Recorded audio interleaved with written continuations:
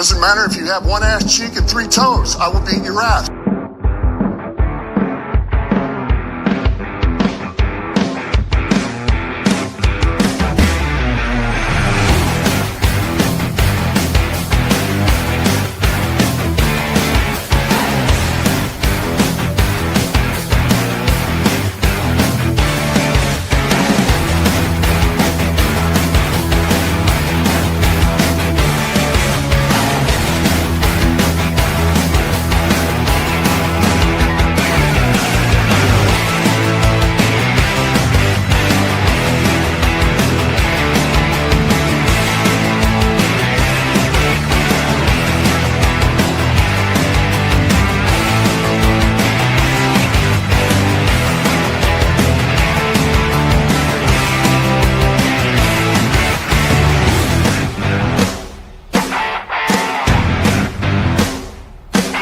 This is a Huddle Sports Network broadcast. You can find us on Roku TV, Amazon Fire TV, Facebook, and of course YouTube. Get all your NFL news here.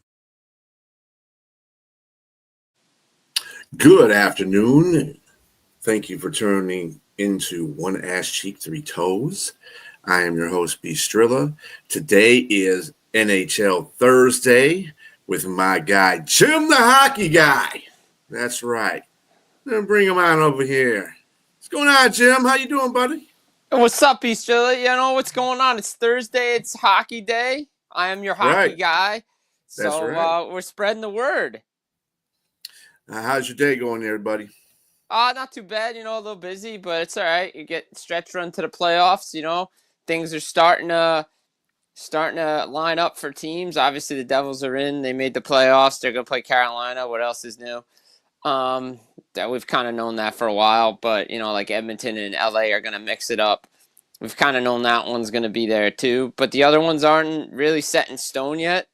So we're looking forward to seeing, what these last several games are going to be with the season wrapping up next Thursday. That's right. Hey, so we've gotten to this point and Ovi got his 895th goal. It was awesome. Man, the New York Islander crowd was just awesome. The whole organization, the crowd, it was just a great sight to see. They are all on the ice. In fact, he scored against his countrymen. That was the goalie. So that was pretty cool. I think that was pretty cool in a way because, who else you want to give up the goal to but your countrymen? You know what I'm saying? So it was really nice. It was nice. And Gretzky was there. Kind of looked – He looked kind of happy, and he kind of looked like, damn it. You know what? Wayne's been great throughout this whole process because he understands it, right? Like, he went through it as a player with Gordy.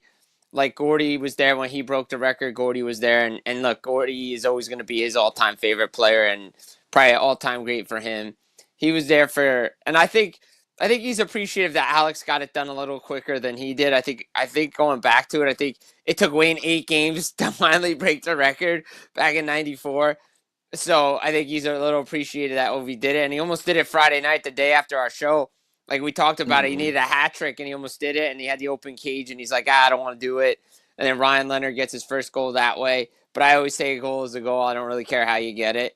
Because if you look at Gretzky's passing goal, Kirk McLean is like 10 feet out of the net because he got pulled away and it's an open cage and he just tucked it in.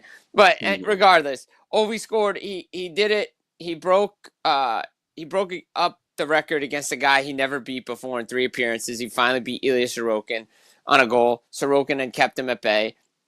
And then he breaks the record, breaks Gretzky's record, the celebration, all that stuff. I love the hockey community on Twitter. It's funny as anything. It's like the internet wrestling community. They always want to do things. And one guy I saw a video, he's like, TCO showed Ovi celebration, and you saw LeBron's celebration of him passing the points of a Kareem, and he's just by himself. And you see the difference in hockey. Like, it's all about teammates. And his speech is like, yo, it's about the team. It's about me, this and that. And the fact that he did it is just a great for sport, and everybody watched it. 1.3 million people were tuning in to watch that game.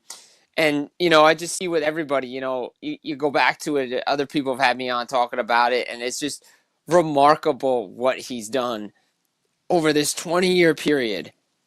Right? Him and Sid tied at the hip. Sidney Crosby, Alex Ovechkin, they've just been tied at the hip. What they've done over this 20-year span, Crosby averaging 20 seasons of point per game, Ovechkin now the all-time goals leader. Just unbelievable. And one other thing to throw out there, he now has he has 9 years of 50 goals or more.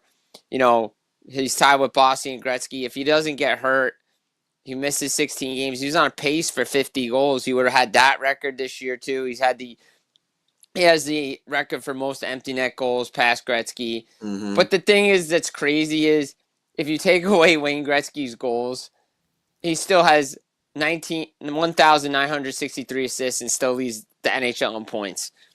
Like, that just to me is ridiculous. Like, what he did.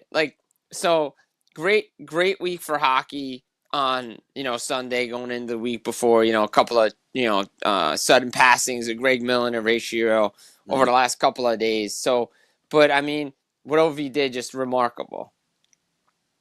Yeah, and it's really coming at a great time too. It's near the playoffs. I think we got around maybe four games to go. 4 games to go. We pretty much got everybody in the playoffs now who are going to be in the playoffs. I've been beating on the head of everybody that the Red Wings aren't going to make it. They tried. They went on a magnificent run by beating about some pretty good teams, but it was a little bit too late for them in the first place, which I said that all along anyway. They weren't going to make it in. But the ones that are in right now, we're looking at the Eastern first round. We got Toronto versus Ottawa so far. Tampa Bay versus Florida. The Capitals versus the Canadiens, which will be a very good series, I think. The Hurricanes and against your Devils. And the Western Conference first round is going to be St. Louis at Winnipeg, and Dallas Stars and the Colorado Avalanche, which is going to be another good series. It's going to be a real good series. And the Vegas Golden Knights versus the Minnesota Wild, and the LA Kings versus the Edmonton Oilers. That'd be an iconic game too. Yeah, no, I mean, like I said it before. Yeah, I mean, this time the Kings will have home ice advantage, and it'd be like round 4. They've played like the last 5 years or whatever it is, 4 years now. But Edmonton always had home ice. And LA would win a game here and there, but their problem is their goaltending will let them down at the end. This time, I don't think so. Their defensive structure is so much better. I think that, the way they play on home ice, they have one of the best records on home ice. So I think it's a difference maker. I don't think Edmonton's as good as they were last year. Their defense is suspect. Their goaltending is not very good. If you're relying on Calvin Pickard to be your guy going into the Stanley Cup playoffs, I think we have bigger issues than that. So I think that's something that they're going to need to address. And look, the Oilers went far last year, and they didn't bring back the same team. When I saw people picking the Edmonton Oilers to make the Stanley Cup final, I'm like, I don't know about that. I'm like, they're really going back? I don't think so. I don't think they have the same team, and you can't rely. I said this for years with Colorado. When Landeskog was healthy, when they had Rantanen and they had McKinnon, obviously, before Makar got there. But even when he did get there, I'm like, this team can't run through 4 or 5 guys. You just can't do it, even 2, 3 guys. The Oilers need more than Connor McDavid and Leon Draisaitl. 97-29 can only take you so far. They need more than that. And they're dealing with injuries, and that's a part of the thing, right? So they're ripe for the picking this year. I think Minnesota is going to give Vegas a run because Kirill Kaprizov is back. Joel Eriksson is back. We saw what they did in that wild game the other night against San Jose. Celebrini gets his first hat trick. The Sharks are going to have a nice young duo with Will Smith, the Fresh Prince of San Jose, and Macklin Celebrini. But Eriksson and Kaprizov combined for 6 of the 8 wild goal. Eriksson had 4, so don't tell me those guys don't drive the offense there in Minnesota. They were desperately needing those guys back in the lineup. And then obviously you mentioned it, Colorado, Dallas is what everybody's looking forward to. We're not sure if Miro Heiskanen's going to play in that series. Potentially he could. Same with Gabriel Landeskog, who's on a stint in the AHL right now. He's coming back from knee surgery. He hasn't played since 2022 in June when they won the Cup. It would be a big moral boost to have their captain back, but like I tell everybody, baby steps. I see a video once a week now or once every so often. Like, oh, he's back on the ice doing, but then I don't see anything again for a week. So, it tells you that the knee's inflamed still. He's going through the process. Like, can he play? Yeah, but we're going to see what happens during morning skates and stuff. And we'll see how he looks, because if he plays a game in the AHL and then can't play again for a couple of weeks, that's a problem. Mm-hmm. So I hope he comes back. I'd like to see him come back. He'll probably have a Stamkos shift like we saw, come in, score, and then that's it. He shut him down because he just can't go. But you know what? It's going to be great to see, and that series is going to be fun to see. The Winnipeg, St. Louis, they played a great game the other night. That's a playoff game. Mm-hmm. Then you look to the Eastern Conference, like Washington finally with the chase over with. They're going to get back to focusing on hockey again. And now that that's over with, they can refocus, get their guys back to playing defense. Because Montreal just needs 1 point to get into the playoffs, and they will. And it's been a remarkable year with the Canadiens, with Lane Hudson, and what they've done with Slavkovsky and Cole Caulfield, Nick Suzuki, Montembeault, all those guys. I mean, especially Hudson, right? Ties Chris Chelios' record for most points for a rookie defenseman. Passes him for most assists as a rookie defenseman. Two away now from Larry Murphy's all-time mark as a rookie defenseman. Like, so that, the difference with Carrier, like, they've done things the right way there with Jeff Gordon and Kent Hughes. The Canadiens will be a tough out for Washington, but I still think Washington gets through. Battle Ontario is always fun with the Senators and Maple Leafs. That'll be a fun one. And the Battle of Florida will be really fun as well. I mean, those two teams do not like each other at all. So the playoff matchups are going to be really good when everything is set in stone. And, it's just been a remarkable season for the team in Montreal. And I tell everybody, it's a different breed. You want that team there. It's springtime in Montreal. The Bell Center is nothing like it. Mm-hmm. Yeah, that's why I feel that's going to be a pretty good series. Even though I still think the Capitals will win it, but it's going to be a really. I think Montreal is going to give them all they can handle. Going back to the Dallas Colorado series, who do you favor in that? I think I give the edge right now to Colorado just because of Makar and McKinnon and Natchez and what they have, the depth that they have down the middle with Coyle and Brock Nelson. And everything, like that. Look, I'll answer that comment in a minute, but I'll say this. Colorado, to me, just is a deeper team. Again, the question for me will always be goaltending, because recently, outside of their comeback against Vegas, I still am not sold on Mackenzie Blackwood and Scott Wedgwood as a tandem. I like Mackenzie. I know him. I've known him for a long time when he was in New Jersey. It's no slight against him. I'm happy what he's doing in Colorado. Colorado needs to protect their goaltender and play defense with Taves and all those guys, because the edge in goal goes to Jake Ottinger, because he can steal a series. He almost did it against Calgary when Calgary was really, really good. The issue is Dallas's team really runs through the back end, and you can clearly see with no Miro Heiskanen, and that team is a different team. They need him back in the lineup. Mikko Rantanen's starting to find his game there. Tyler Seguin could be back, but they have to play better too. The biggest knock on Pete DeBoer is he can't get the team across the finish line. We're going to see if he does. If not, I'm not saying he's going to lose his job, but I'm saying, like, you're going to hear more what I've been hearing for years is really good coach, just can't get that team across the finish line. It's going to be a great series. I hope it goes 7. I really do. I hope it's no sweep there. As far as the comment about Habs in 7, is it possible? Could we see something like we did in 2010? Yeah. Sam Montembeault has to stand on his head like Yaroslav Halak did. And I just see him from Sam Montembeault right now. He's starting to run out of steam. He's playing really well. Canadians are playing. They're feeding off the building. I think it's going to be more like 2017 when Toronto got in the playoffs for the first time. Split the first 4 games. Then Washington shows who they really are in the latter 2. But they fight real hard. It's going to be a fight. Don't get me wrong. Toronto could have won that series. Don't get me wrong. They were up 2-0 in game 1. It was overtime. Split some overtime games. So I think Montreal give them everything they can. I just don't think they'll be on the right side of it. But they're going to make it exciting for their fans, especially those home games. And they'll travel down to D.C., don't get me wrong. And they have an electric team. Like I said, I've named the young cast. Their veteran players are playing well, too. Marty San Luis is a great coach. But Washington is the better team. And the better team usually wins over a 7-game series. We'll find out. But I think Montreal is getting a good learning experience right now because they were supposed to be playing meaningful games this year. Everybody else in the Eastern Conference is just bad. But I said this going into the season. I said, look, I think Montreal had a better team than Detroit and Buffalo because roster-wise, I thought they were better. And I thought they were going to finish higher.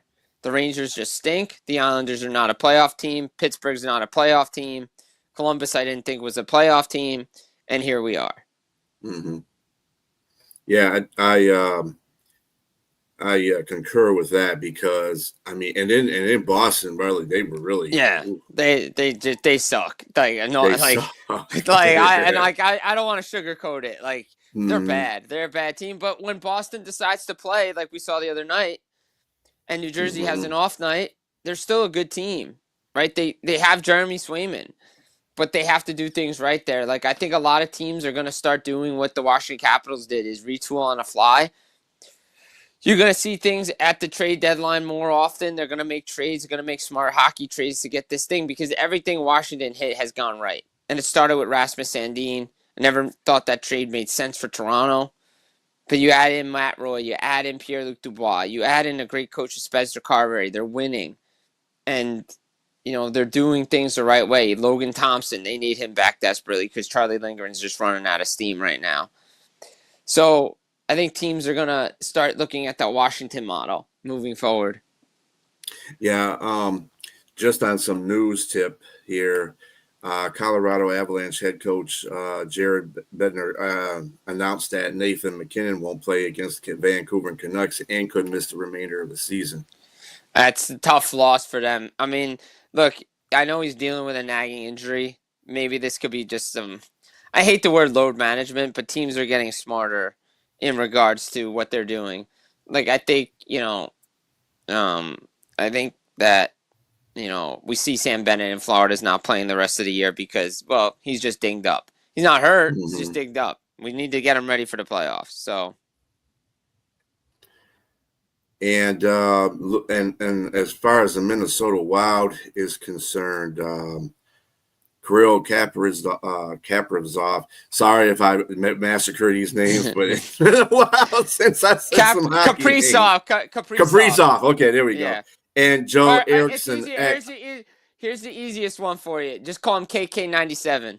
KK97. Okay, KK97. KK97. Everybody will know what you're talking about. And Joel Eriksson made a substantial impact in the returns during Wednesday's 8-7. It's amazing, these hockey games are really high scoring now, and it's ridiculous. The defense or the goaltending sucks because you can't blame it on the scoring because they're the scoring. But they won 8-7 over the San Jose Sharks in their return. Will that make a difference for Minnesota? Look, I always say this, and real quick, going back to McKinnon, I was just reading the notes coming from Colorado's camp. While Bednar did say he could sit, the decision will be up to McKinnon, and I know Nathan McKinnon, he'll want to play, unless he just wants a day off somewhere along the way, but he'll probably play. But as far as Eriksson Ek and KK97, look, I'll say this. When Vegas, and you get the Vegas Golden Knights in the playoffs, the best time to get them and beat them is in the first round. Because if you let them get building momentum, they're a tough team to beat. And we've seen that throughout the years. When they've lost, yes, they lost in conference finals before, second rounds and stuff. But sometimes you can nail them in the first round. And Minnesota can take a game or two from Vegas. I'm not saying they can't because of what they have. But when Vegas gets their defense going, Jack Eichel will be ready for the playoffs. They're a very, very tough team to beat. But it gives them if they had gone into the playoffs with no KK97 or Eriksson Ek, it'd be a sweep.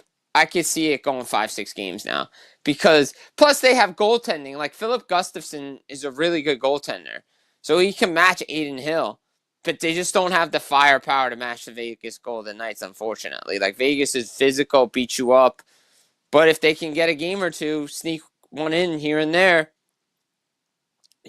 we've seen the upsets before. Mm-hmm.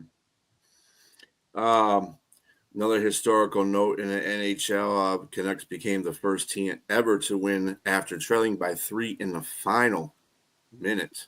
Okay. That was ridiculous. I was coming home from the Devil game and I saw that the other night and I'm like, wait, what did I just see? The Canucks were down 5-2 with a minute left and they scored 3 goals in 59 seconds. I'm like, holy Toledo. Like Dallas's defense was just so poor on that. The rebound control, just everything. And then they ended up winning the game. They capped it off by winning in overtime, 6-5. Mm-hmm. Like, again, the defense in the National Hockey League sometimes in the regular season, not there. And the goaltenders are beatable. That's why we see these scores, what we're seeing lately.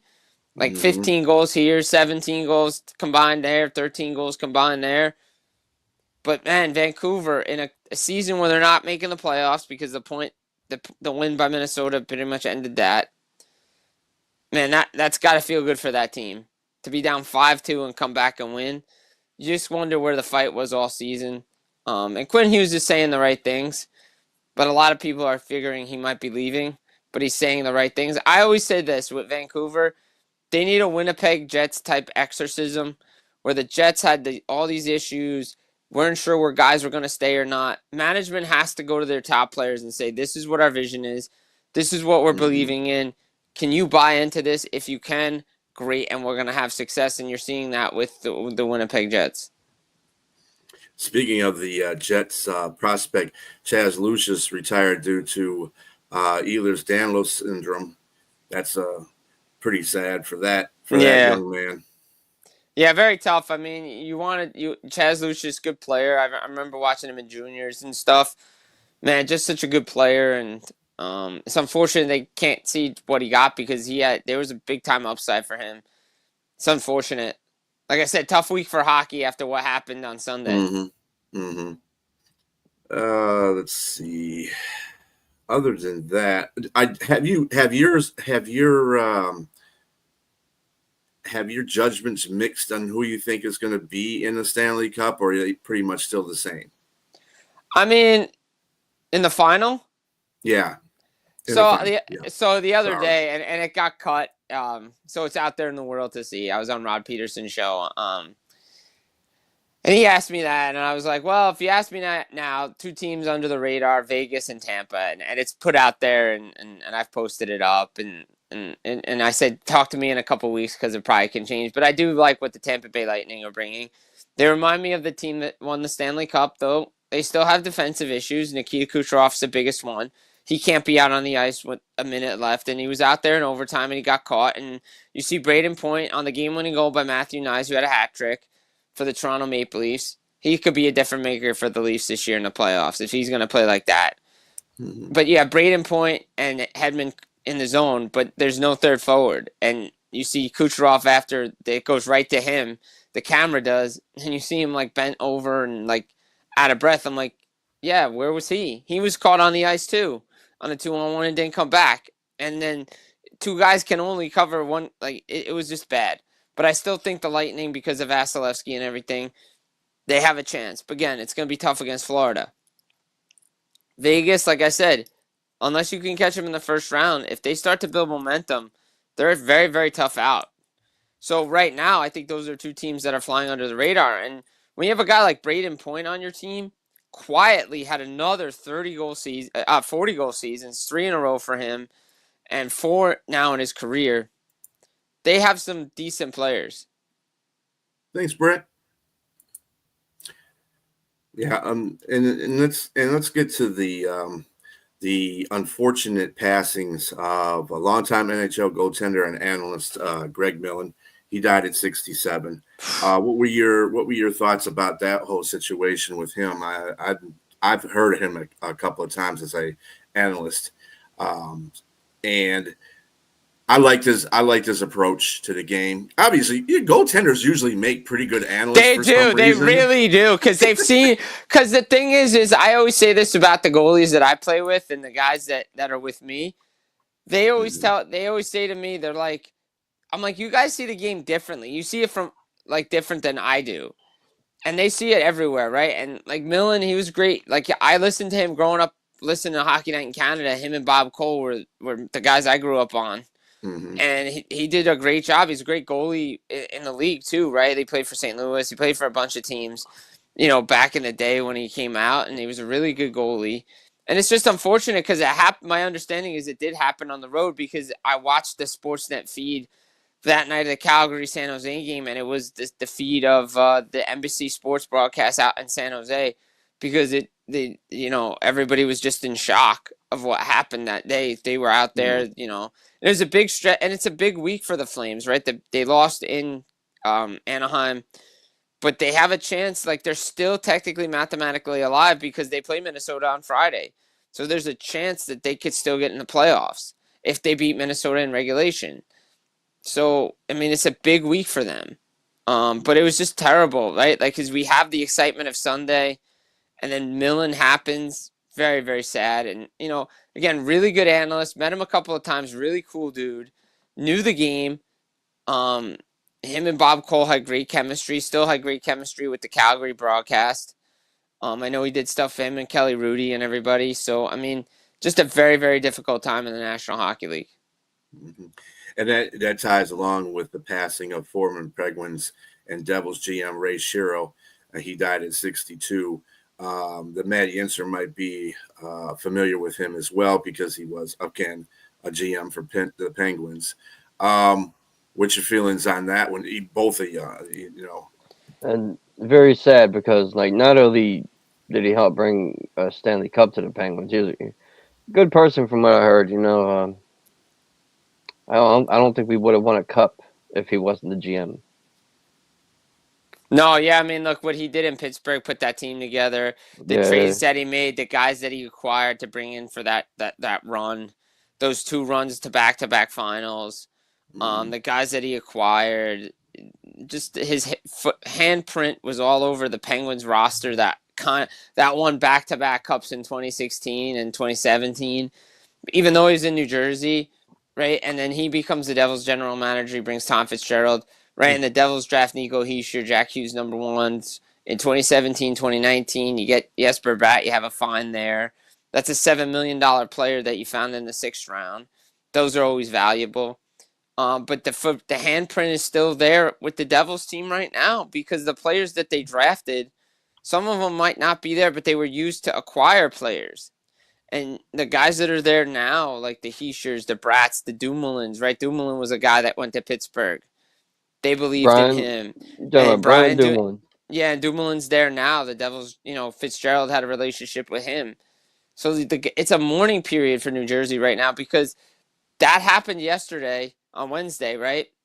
And the Devils also clinched because they backdoored in because Philadelphia beat the Rangers. But they can't really talk about it because everybody's in mourning because of Ray Shero. He was a good man, great guy. Like, I met him many, many times as the Devils GM, but I remember meeting him at the 2013 NHL draft in New Jersey.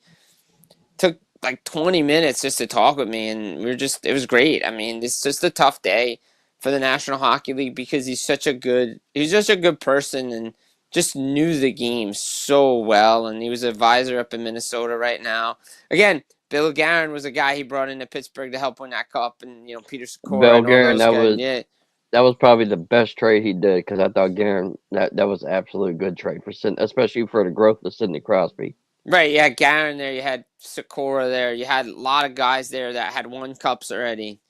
So he understood how to build a team, and Fitzgerald is following suit, and the Devils, have a lot to thank because of Ray Shero. So again, Fred Shero, everybody knows what he did in Philadelphia with back-to-back cups and everything. Just a tough day for the NHL for sure. But the rumor is he supposedly had a very aggressive type of cancer. He was getting treated. Yeah, I really don't know what his deal was because I really didn't hear anything outside of that, and no one really said anything. I think they were trying to keep things private, but it's just a sudden shocking passing of a good hockey person that left the imprint on two organizations. Yeah, like he did work for the Devils too, man. Like Yeah, he did. did Yep. work for the Devils. He was a Yeah. good GM. I was heartbroken when he left the Penguins. I didn't want him to leave. No, just sometimes like the whole thing with the Penguins thing is loyalty, right? Like I think he was just a little too loyal to Dan Bylsma to a point, and that kind of cost him his job. But Yeah, it is a business, and I like the comment. Yzerman, a lot of people losing confidence up there in Detroit. I think he's fine, but like I said last week, I think there's going to be changes to his staff because they really have to look in the mirror and say, okay, how are we going to do this? Because if Montreal's already a year ahead of what they're doing, Ottawa's in the playoffs, Buffalo's continuing to do what Buffalo's doing, we got to figure out what we are and who we are and how we want to play. Because Yzerman's the GM. He's the GM up in Detroit, right? right, Yep. like they've drafted well, but again, what happened in Tampa sometimes doesn't happen again in another organization. And he left Tampa because he wanted to be the GM in Detroit. And we wanted him to be a GM in Detroit, thinking he was going to do what he was doing Yeah. in Tampa. I think he played there his whole career. Of course, he want to go back to Detroit. Yeah. No, but some of the free agent signings, they got to spend the money the right way. Can't the kids are playing, but you got to get that right mix in there. He wanted to Mario Lemieux that shit. Yeah, well, I mean, look, Kenny Holland when he was the GM. Look, when you get Fedorov, Yzerman, you have Larionov, you draft Kozlov, you bring in all these guys. I mean, Lindstrom, you hit. The problem is Detroit just doesn't play consistently enough to win hockey games. And they need to figure out who their goaltender is. Because you can't have this rotating door at the goaltending position. It doesn't work. Like in Buffalo, we're seeing it right now, right? Like James Reimer, 33-something year. He's the one that's leading this team right now. They're winning because of James Reimer. Not the guy they signed a 5-year contract with, Ukko-Pekka Luukkonen. Like it's James Reimer. I've always been a fan of Reimer. I never thought it was his fault in 2013. But this is what Buffalo does. They're out of it, and then they go on to win 9 of the last 10. And you're like, oh, this is the team we wanted all year. Now we're going to miss the playoffs for 14 straight years. Right. And I said it at the beginning of the season. I didn't like Lindy Ruff as the coach. Didn't make sense. But I also say this one. I also said at the beginning of the year, make it 14 and then make it 15. Because who are you knocking out of the Atlantic Division if Ottawa's going to be this good, if Montreal is coming along, and Tampa, Florida, and Toronto are at the top of the division? Like always. So, and if Boston's going to have a bounce back year, then there goes 15 straight years in the playoffs. Not being in the playoffs. Yeah. And Ottawa they just made the playoffs for the first time in a long time, haven't they? Yeah, they made the playoffs for the first time since 2017 when they lost in Game 7 in double overtime to the Penguins in the Eastern Conference Final. Good for Ottawa. Oh, I like to see the Canadian teams get into the NHL playoffs. Yeah, I don't want to think about that year. That game was so stressful. I don't want to think about it. That was a good game, though. That was a fun series. It was a fun series if you're not a Penguin fan. Well, but if you're a Penguin fan, I was on the edge of my couch like this, like, oh, please, God. I mean, it was fun. That's why I do this job. I have no fan allegiance. There you go. See, I know I'm wearing devil stuff and everything. I mean, you have a fan allegiance, but you're not biased toward the team. I like that. No, I want them to, I want New Jersey, what I want from New Jersey is them to find these clips and read what I write about how they have no chance in the playoffs and go prove me wrong. Mm-hmm. There you go. That's what I want. I want them. I'm motivating them because motivate them. I look at the stats against Carolina. They have not done well in the playoff. They have one series victory. It was 2001 when they went to back-to-back Stanley Cup Finals. But if you dig even deeper, the Devils have 3 wins in 15 games in Carolina in the playoffs in the 5 series they've played. They're 3-12, 2 of which came in 2001. They have won since then in 2009. They usually get shelled in Carolina, so that ain't good. And their playoff record is 11-18. Like, this isn't good. Like, everything lines up against New Jersey to win this series. So, and they're missing players. So even if they had a healthy team, I still don't know if they're winning the series. If they're gonna play like they did on Tuesday night against Carolina, the series is over in 4. If they can play like they did against the Rangers and other teams, maybe it goes 6. Maybe. That's a maybe, yeah. That's a maybe. As far as Ovechkin breaking Gretzky's record at 895, who do you think is the next heir apparent that's going to take that title away from Ovechkin that's playing right now? Well, the problem is Ovechkin's still playing, so that number is going to go way up, yeah. That number's going way up, right? Like, he could hit 900 by the end of the season. Probably should have more because of all the games he missed because of COVID and because of lockouts and stuff. You know, he's only missed he only missed 50-something games in his career, less than that to injury. Matthews is at 400, but even Matthews doesn't think he can do it. Right? Yeah, he was talking about, I think Ovi said that he was going to play out the rest of his contract and then, contemplate retirement. Right. So, but say Washington wins the Cup this year. Does that accelerate the retirement process? Right. But again, if he keeps playing for another year, what are we looking at? 925, 950? Like, I don't know. And then let's say he gets to like 940, right? It's like 1,000 goals before my end of my career. Could do that. Right. Like, One more season. 60-goal pace, maybe. Mm-hmm.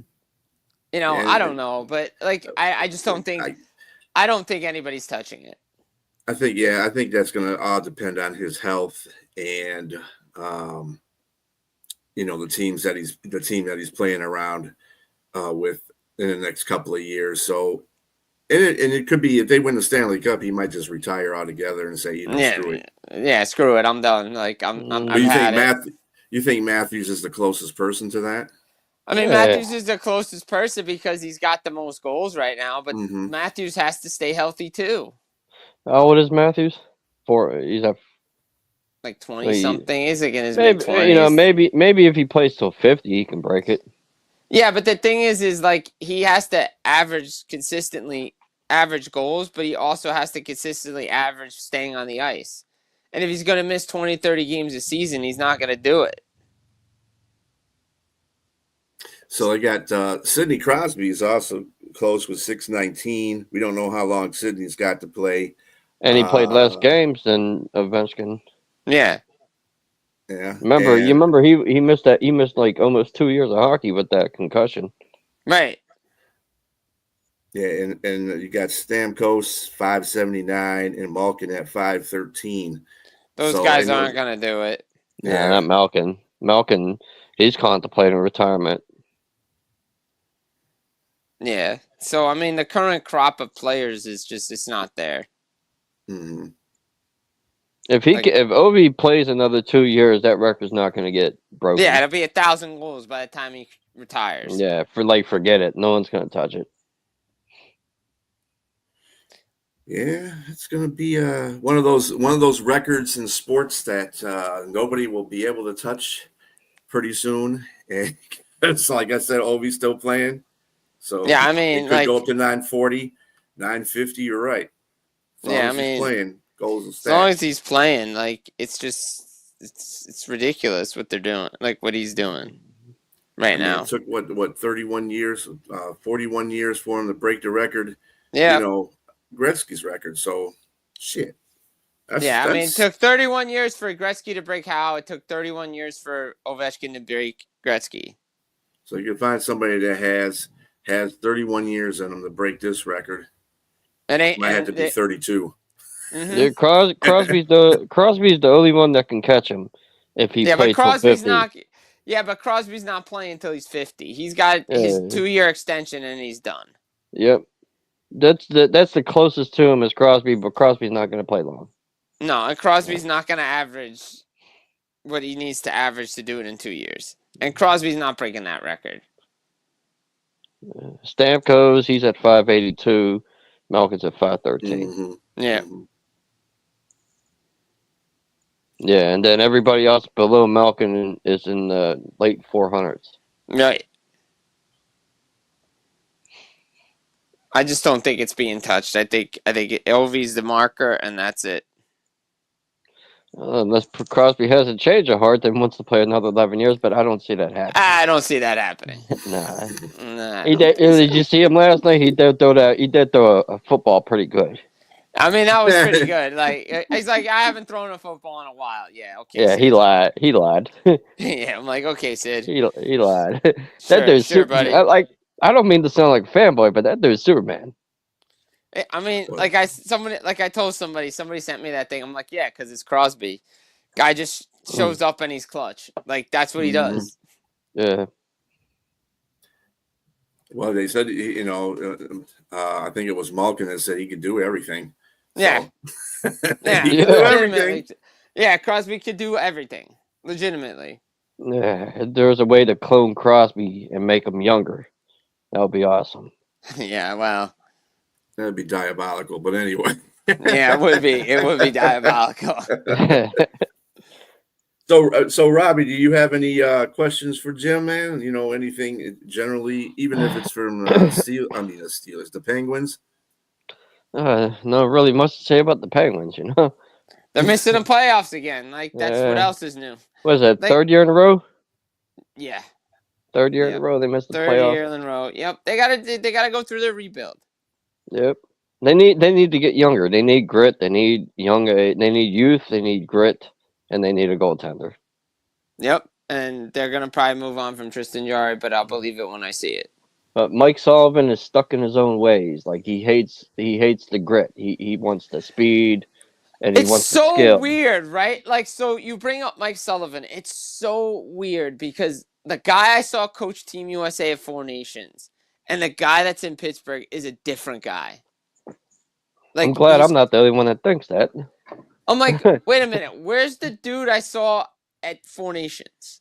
Like, now, I will admit, some of the decision making, especially in the final, was head scratching. Like, I never understood scratching Kyle Connor. I know he didn't have a great tournament, but he's a goal scorer. You need a goal scorer to win the game.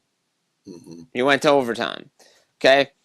Some of the other decision making stuff along with it. But I know how he wants the team to play, and I saw Team USA play a certain way. And I just don't understand why the Penguins don't do it. But, again, roster construction is a problem. Guys who are on deals that probably shouldn't be deals have deals, and they have to reevaluate what they want on this team. They really do.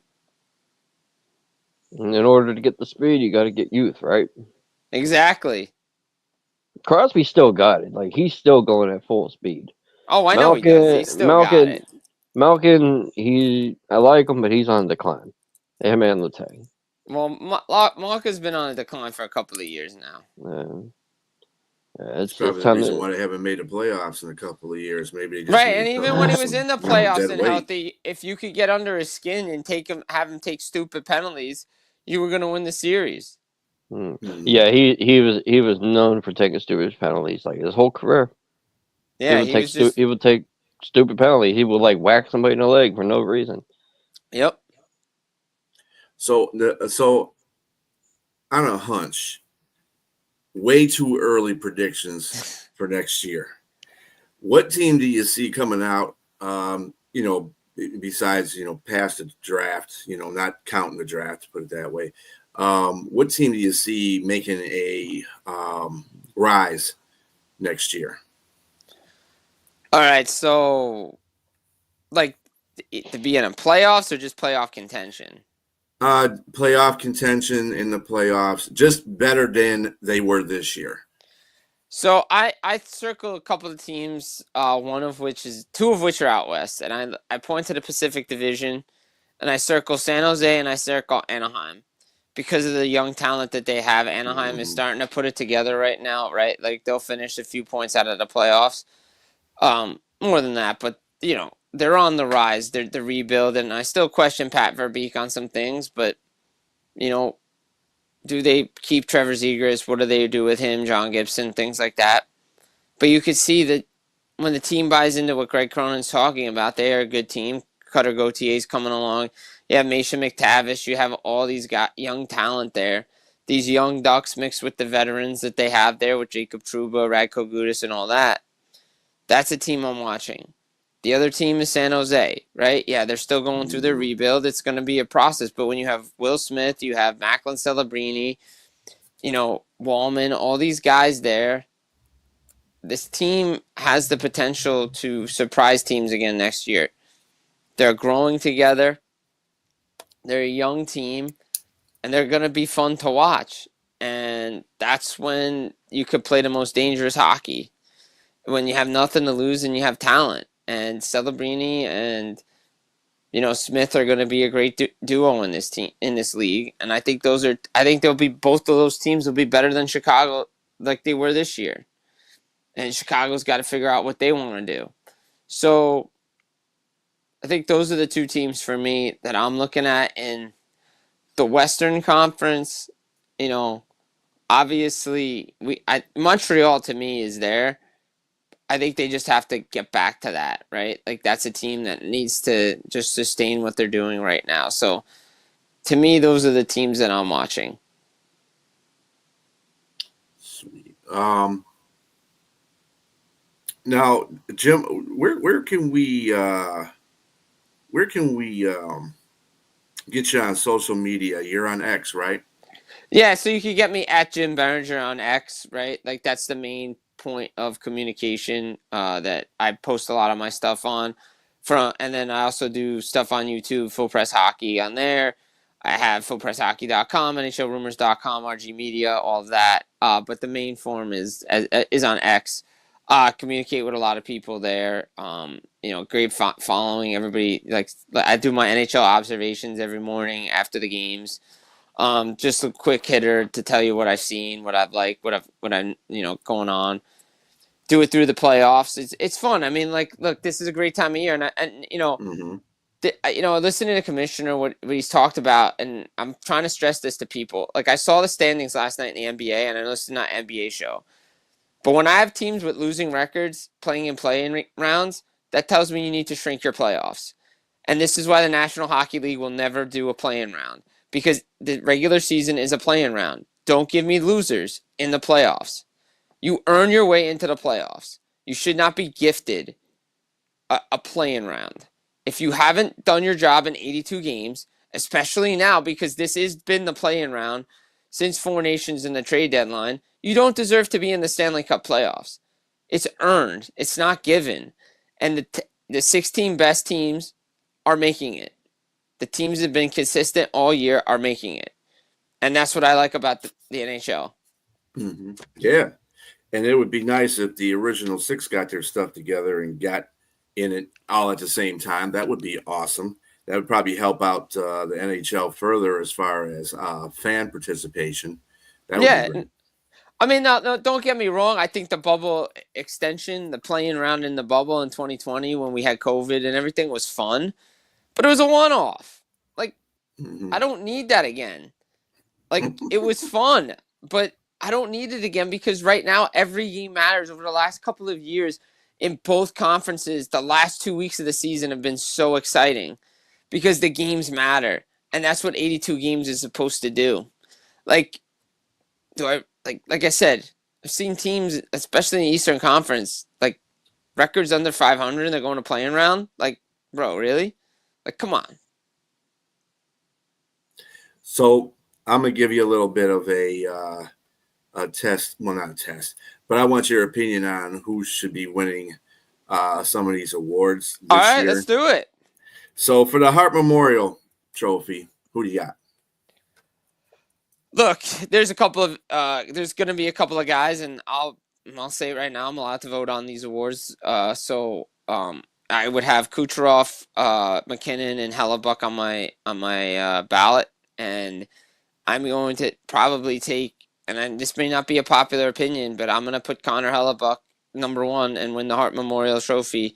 You take Connor Hellebuck off that Winnipeg Jets team, you're telling me Eric Comrie's winning you the games that he's winning you and the Jets are in first place? I don't think so. I know you have Kyle Connor and Mark Scheifele and a great team coached by Scott O'Neill, but without Connor Hellebuck, the best goalie in the world. And I don't want to hear about goalie awards. Like the same thing I don't want to hear in NFL about, oh, well, they have the Offensive Player of the Year award. That could go to a running back. I don't want to hear about a goalie award. If the guy's the best player in the league, he deserves the most valuable player trophy. So to me, it's Connor Hellebuck. Yeah, I think that's the same opinion that most real NFL buffs have too. You know, it doesn't necessarily have to be a quarterback award. Right, exactly. It should be the best player in the league. And unfortunately, I don't know what happens at the end of the year where people, you know, vote for certain things. It's just weird. And they just make it that way. And it's, dude, this guy that played just as much and he was just as much valuable to his team than this guy was. I mean, so in quarterbacks, yes, they're the leader. But at the same time, you know, they pick a player that's going to be a leader. Goaltenders are leaders in their right, and they do a lot of the stuff. They're the last stop before you get a goal. But if you have a defenseman that's out there that's killing it, or an offensive player that you just can't stop, what's the problem? Right, exactly. Like I know Cale Makar will probably get votes for the Hart Trophy, right? He's going to win the Norris going away because of the season he's having, but he could be in the conversation. Like I think Kucherov, like to me, he'll fly under the radar. Like people are going to be Kucherov, whatever. But he's a valuable player to the Tampa Bay Lightning, and he'll be in the top 3. Should he win it? He could, but in my opinion, I think it's Connor Hellebuck. I agree. And also, who is your Lady Bing? Oh, the sportsmanship award, right? The sportsmanship award, right? So I was talking to somebody about this, right? Like everybody used to frown upon the Lady Bing, right? Because it was like, you don't take any penalty, you don't play hard.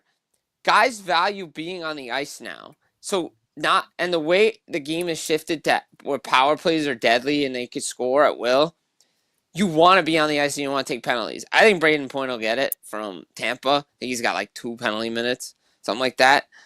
There's a defenseman. I think Jake Sanderson has like 6. Nick Jensen has like 6 penalty minutes. Kopitar's got like 4 penalty minutes. It's ridiculous. Like, and think about it. The defenseman only has 6 penalty minutes the whole year. It's pretty special. Yeah. So I think Point will get it. I think Point has like 2 minutes or something like that. So, plus he scored 40 goals. Yeah, I'll take Braden Point. Okay. And the Vienza Trophy? For the best goalie, Vezina Trophy? Yeah. It. Yeah, Vezina. Yeah. I mean, I think the 3 will be Hellebuck, Vasilevsky, and I think Kemper. Hellebuck will win it. Yeah, I'm pretty much there with you on that one too. Looking at the goals against and how many games he's made a difference in. That dude's been on fire all season. Yeah, he's been the best goalie all year. Yeah. How about your Calder? Rookie of the year? Yeah, I'm taking Lane Hudson in Montreal. I think like I said before, off the top, if you break the record for most assists by a defenseman in Canadians history, you have the most points for a rookie defenseman in Canadians history. You potentially could have the most assists as a rookie in the NHL as a defenseman. That's a lock for me. He's winning now. There's great Dustin Wolf's there, Mitchkov, Celebrini. They're all legitimate cases. Unfortunately, Lane Hudson won the trophy a couple of weeks ago. How about your Art Ross? I think it's the most points, so I think Kucherov has the most points right now, I believe, in the National Hockey League. I think isn't it tied for – I thought I saw a tie for that first place. Tied for first, so I think Kuch will end up getting it, but it all depends. McKinnon has also got the same amount of points, 116. Oh, no, McKinnon, both got 116, so I think Kuch will end up getting it.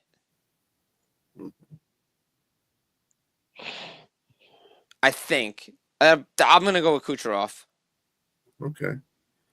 and the Norris Trophy winner, which I'd probably figure I know what you're going to go with, but It's Kale McCarr. It's not even close. Like, it's not even close. You put up 30 goals as a defenseman. Yeah. Well, Yeah. I'll talk to you next. I'll talk to you next year. Kale McCarr is going to be the Norris Trophy winner for the best defenseman in the NHL. Yeah, I'm with you on that one too. We got a little question here by Brent. So everyone's opinion: who's next top 2 NFL draft picks, and what team? So for this year's draft, or top 2 picks overall in their history? I think he means, I don't know, Brent. Do you mean this year or all time or? Yeah, I mean, because I think that the latest I saw from scouts, NHL scouting, is that the 2025 draft class is led by Higgins, and then Michael Misha is up there as well. So those are guys that are like that could be drafted. Oh, Matthew Schaefer's up there. Yeah. So upcoming. So it's Schaefer, Higgins, Misha, Porter, Mattoon, like Garage. Those are the top 4 guys right now. I mean, it all depends on who wins the draft lottery. So if you look at the standings right now, whoever the league's last place team is right now, it's the San Jose Sharks. They could end up with the first overall pick again, or Chicago, maybe, Nashville, Boston, or Philadelphia. I think those are your top 5. They could win the draft, the lottery. But I think it's San Jose, Chicago, like it was last year. They'll go 1-2 again. Okay. Well, folks, this comes to the conclusion of our show. It was great to see you and hear from you again, Jim, about the NHL. It was great. No, it's always a pleasure. We all learn stuff. I massacre the names, and you're there to correct me. Thank you very much for that. No, always, man. And obviously, like, I think, obviously the big thing is, like, we talk about trophies and stuff. Draisaitl win the Rocket, 52 goals. No other player is going to get close to that. Just a great week. And, we'll see. We'll see what happens as we wind down and head towards the Stanley Cup playoffs. And always a pleasure to be here and join the show and bring hockey to another audience. Yeah, next week we'll have hopefully playoff teams locked into their playoff spots, so we can really dig deep into the playoff matchups, and we'll get that going on next week. But again, like I said, it's always great to see you, Jim, and hear your analyst of the hockey world. And thank you again for Matt Yenser for showing up today to help join us with this hockey. But everybody, we will be back again tomorrow at 2 p.m. Eastern Standard Time on this great network here. And y'all have a very good day. Deuces.